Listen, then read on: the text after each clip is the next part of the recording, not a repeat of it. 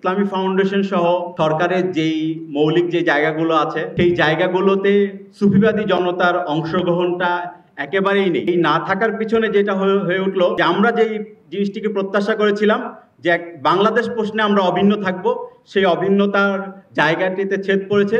আমি আশা করব সরকারের কাছে যে সেই জায়গাটিকে সুনিশ্চিত করার জন্য এদেশের সুফিবাদী জনতাকে বাদ দিয়ে এই বিপ্লবকে কাঙ্ক্ষিত জায়গায় পৌঁছে দেওয়া সম্ভব হবে না।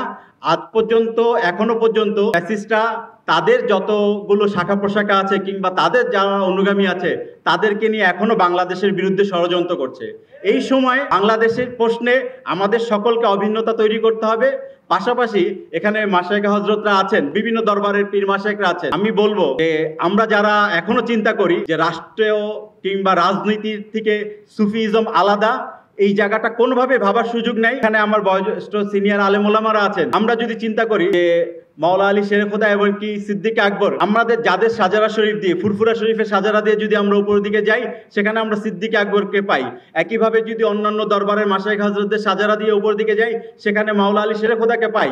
তো তারা দুজনই যদি রাষ্ট্র ব্যবস্থার জন্য কাজ করতে পারে, একটা ইসলামী রাষ্ট্র কায়েমের জন্য যদি কাজ করতে পারে, তারা যদি রাষ্ট্রের জন্য যদি সহায়ক ভূমিকা পালন করতে পারে, রাষ্ট্রীয় কাজে যদি অংশগ্রহণ করতে পারে, তাহলে বাংলাদেশের ইতিবাচক রাজনীতিতে আমাদের সুফিয়ানি কেরামরা কেন পিছিয়ে থাকে? তাদেরকেও অংশগ্রহণ লাগবে। আমরা দেখি শাহজালাল রহমতুল্লাহ এই দেশের আগমনের প্রেক্ষাপটটা যদি আমরা চিন্তা করি, শাহজালাল রহমতুল্লাহ আগমনের পরে ইলিয়াস এই বংশের মাধ্যমে এই বাংলাদেশে রাষ্ট্র ব্যবস্থায় মুসলমানদের যে প্রত্যক্ষ অংশগ্রহণ, সেই কারণেই তা আমরা বাংলাদেশের আধ্যাত্মিক সম্রাট হিসাবে শাহজালাল রহমতুল্লাহকে বলি। আমরা যদি দিল্লির মসনদে যদি চিন্তা করি যে নিজামুদ্দিন আউলিয়া তিনি গিয়াসউদ্দিন তুগলককে যেভাবে দিল্লির মসনদে বসিয়েছিলেন, সেই বিষয়টাকে যদি চিন্তা করি তাহলে কোথা থেকে আমরা বলতে পারবো যে সুফিয়ানে কেরাম এদেশের রাজনীতির সাথে সম্পৃক্ত ছিল না? আপনারা যদি চিন্তা করেন যে আজকে এই বাংলার আজাদির ব্যাপারে এই কিছুক্ষণ আগে মুশফিকুল্লাহ শাহ হুজুর ছিলেন, তার দাদা হযরত আহসানুল্লাহ রহমতুল্লাহ আলাইহি 1922 সালে যখন শওকত আলী মোহাম্মদ আলী ওনার কাছে আসলেন অসহযোগ আন্দোলনে সমর্থন দেওয়ার জন্য প্রস্তাব নিয়ে, তখন তিনি বলেছিলেন যে না, গান্ধীজির নেতৃত্বে অসহযোগ আন্দোলনে মুসলমানদের যোগ দেওয়ার পক্ষে আমি নাই, বরঞ্চ মুসলমানদের জন্য একটা স্বতন্ত্র আবাস ভূমির জন্য আপনারা কাজ করেন। তারা মুসলিম লীগের ওই সময় মুসলিম লীগের হাতকে শক্তিশালী করার জন্য তিনি প্রস্তাব দিয়েছিলেন। একইভাবে আমরা যদি চিন্তা করি 1913 সালে যেখানে আলা হযরত নিজেই বলেছিলেন যে জাতিতত্ত্বের ভিত্তিতে মুসলমানদের একটা স্বতন্ত্র আবাস ভূমি কায়েম হওয়া দরকার, এইটা তাদের রাজনৈতিক চিন্তা চেতনার ফসল। একইভাবে তার পরবর্তী সময় দেখেছি যে যেভাবে করে আজাদী আন্দোলন থেকে শুরু করে ফজলা খায়রাবাদী থেকে শহীদ কেফায়েতুল্লাহ কাফি থেকে শুরু করে ওনারা সবাই যেভাবে করে আজাদী আন্দোলনে ঝাঁপিয়ে পড়েছিলেন, পাকিস্তান সৃষ্টির আন্দোলনে ঝাঁপিয়ে পড়েছিলেন, অথচ আজকে যারা এই আন্দোলনগুলোর অংশীদার দাবি করছে তাদের ইতিহাস যদি দেখি সম্পূর্ণ ব্যতিক্রম। পাকিস্তান রাষ্ট্র সৃষ্টির পিছনে তাদের বিরোধিতা ছিল, বাংলাদেশ রাষ্ট্র সৃষ্টির পিছনেও তাদের বিরোধিতা ছিল।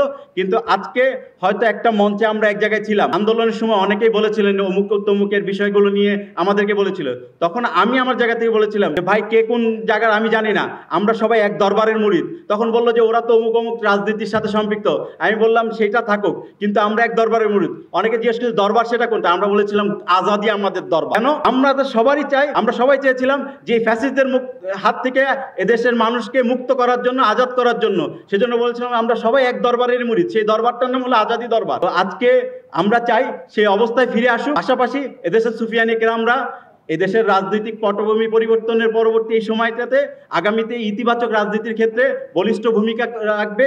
সুফিয়ানি মতাদর্শে বিশ্বাসী তরুণরা আগামী রাজনীতিতে সহায়ক ভূমিকা পালন করবে। যেই চক্রান্ত চলছে সার্বিকভাবে বাংলাদেশ রাষ্ট্রের বিরুদ্ধে, সেই রাষ্ট্রের বাংলাদেশ রাষ্ট্রের প্রশ্নে আমরা সকল দরবার সুফিয়ানে কেরামরা একমত হয়ে বর্তমান সরকারকে, এমনকি যেভাবে করে আমাদের ছাত্র ভাইয়েরা জীবন দিয়েছে তাদের সেই আন্দোলনকে, তাদের সেই রক্তকে যেন বৃথা যেন না যায়, সেই জন্য আমরা সবাই বলিষ্ঠ ভূমিকা পালন করব।